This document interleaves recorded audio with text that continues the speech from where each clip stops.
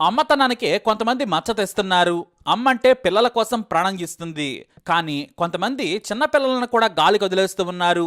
ఇంకొంతమంది అయితే ఏకంగా ప్రాణాలే తీస్తున్నారు. అలాగే చిన్న పిల్లలను వదిలేసి ప్రీడితో లేచిపోవడం లాంటి గలీజ్ కథలు చాలానే చూసాం. కానీ పెళ్లిడికి వచ్చిన పిల్లలున్నా కూడా నిస్సిగ్గుగా ప్రీడితో వెళ్ళిపోయిన వాళ్ళని చూసి మనం అసలు ఏమనాలి? మంచి జీవితం, బంగారం లాంటి భర్త, అంతకు మించి అమ్మ అని పిలుస్తూ మురిపెంగా కనిపించే పిల్లలను వదిలేస్తున్నారు. అలాంటి మహిళే ఈ పద్మ. విశాఖపట్నానికి చెందిన పద్మకు మంచి కుటుంబం ఉంది. భర్త ఆమె ఇద్దరు పిల్లలతో సంతోషంగా జీవిస్తోంది. ఈమె కొడుకు డిగ్రీ పూర్తి చేసి మెడికల్ రిప్రజెంటేటివ్గా పనిచేస్తున్నాడు. కూతురు డిగ్రీ ఫైనల్ ఇయర్ చదువుతోంది. అయితే పద్మ భర్త కూతురు పెళ్లి చేయాలని కష్టపడుతున్నాడు. కానీ ఇంట్లో ఖాళీగా ఉండే పద్మ ఇన్స్టాలో రీల్స్ తెగ చూస్తూ ఉండేది. ఆ సమయంలోనే శ్రీకాళహస్తికి చెందిన సురేష్ పరిచయం అయ్యాడు. ఇతని వయసు 30 ఏళ్లు. వీరి పరిచయం కాస్త ప్రేమగా మారింది. వాస్తవానికి దీన్ని ప్రేమ అనకూడదు, కానీ వీళ్ళు దానికి పెట్టుకున్న పేరు అదే. పద్మకు పెళ్లిడొచ్చిన కొడుకు కూతురు ఉన్నారు. అలాగే భర్త కష్టాన్ని తక్కువ అంచనా వేసింది.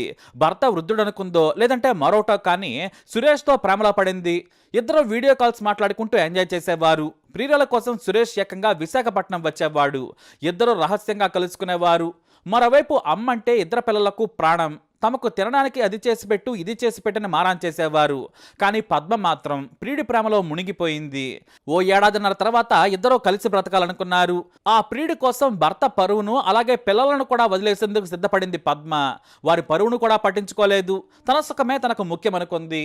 భర్త పిల్లలను వారి గౌరవాన్ని వదిలేసి తన సుఖం కోసం ప్రియుడితో లేచిపోయింది పద్మ. కానీ ఆమె పిల్లలు తల్లి కావాలని కోరుకున్నారు. అమ్మ ఏం చేసినా అమ్మే కదా.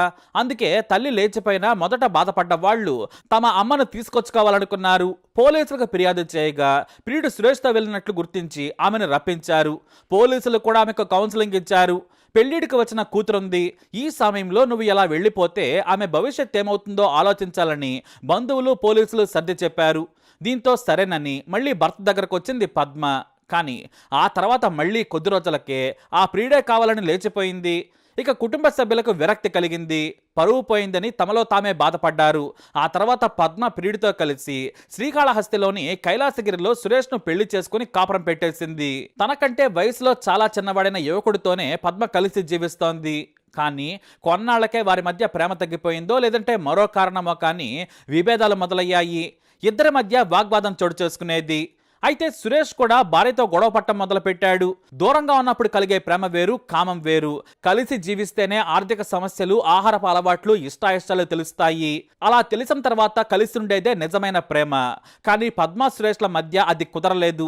ఇన్స్టాలో ప్రేమించుకున్నంత అందంగా నిజ జీవితం ఉండదు. పైగా ఇద్దరి వయసు కూడా వేరు. అప్పటి వరకు వాళ్ళు కలిసి బ్రతికిన దారులు వేరు. దీంతో విభేదాలు మొదలయ్యాయి. తరచూ సురేష్ టిఫిన్ భోజనం వృధా చేస్తుందని కోప్పడేవాడు.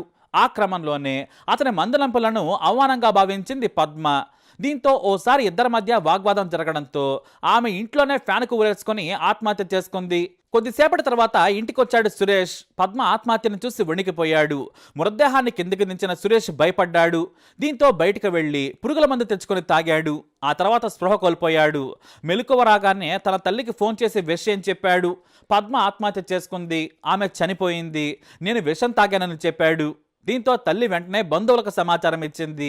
పోలీసులకు కూడా సమాచారం ఇవ్వడంతో సురేష్ను ఆసుపత్రికి తరలించారు. అప్పటికే అతను విషం తాగి చాలాసేపు కావడంతో పరిస్థితి విషమించింది.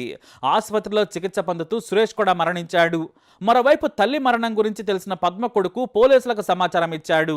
తన తల్లి మరణంపై అనుమానాలున్నాయని విచారణ చేసి న్యాయం చేయాలని పోలీసులను కోరాడు. చివరకు సురేష్ ద్వారా విషయం తెలిసింది. ఓ ఇన్స్టా ప్రేమ, అక్రమ బంధం, పెళ్లి చివరకు విషాదంగా మారాయి.